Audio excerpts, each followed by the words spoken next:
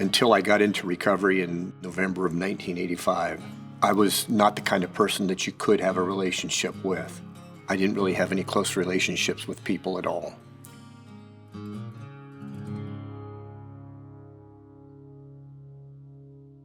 Allen, United States Marine Corps, 6113, 1979 to 1983.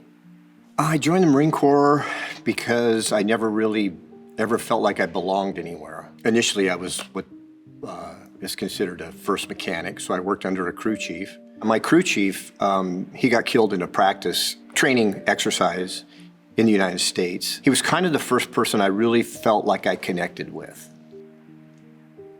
After Keith was killed, my drinking kind of increased and actually started to become a problem. Near the end of my enlistment, I wasn't functioning at 100%. I wasn't well. I needed help. I didn't know I needed help.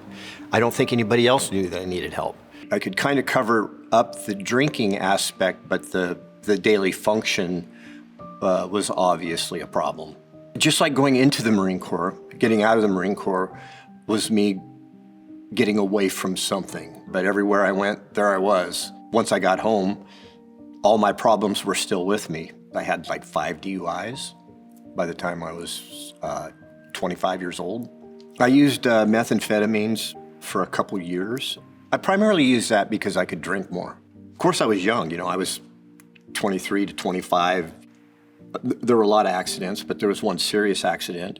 Under the influence while driving, I wrecked my car, went to jail, fractured some vertebrae in my back, a lot of damage to my body. One day I went to visit my parents, and my mother asked me if I had seen a friend of mine who had just got out of a treatment center.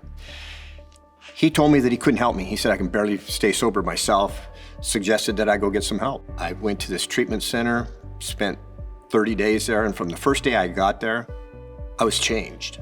I heard him talk about what they called pitiful, incomprehensible demoralization. And the first time I heard those words, it was the first time I heard anybody say how I felt. And then they told me that they could help me. I've been sober ever since. One of the greatest tools I have is to pause, and not reacting to situations has been a good thing, and connecting with people. The treatment of the depression was almost immediate.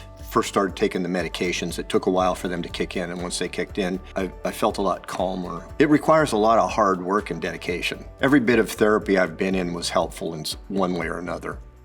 You're worth the work. It's hard work. It's not easy work. I met my wife in sobriety. She's 33 years sober. So if it wasn't for my found sobriety, I would never have found her. We just lived an amazing life. We both supported each other and worked into retirement. I spent a lot of time outdoors. That's just my place. I've figured out where my place is. That's just a good place to be. It's hard for us. It's hard for us to reach out. I'm going to be there when somebody reaches out. I never turn down the opportunity to help. I get better by helping others. The keys to maintaining my sobriety and good sobriety is just helping the next person. If this helped one person, good enough.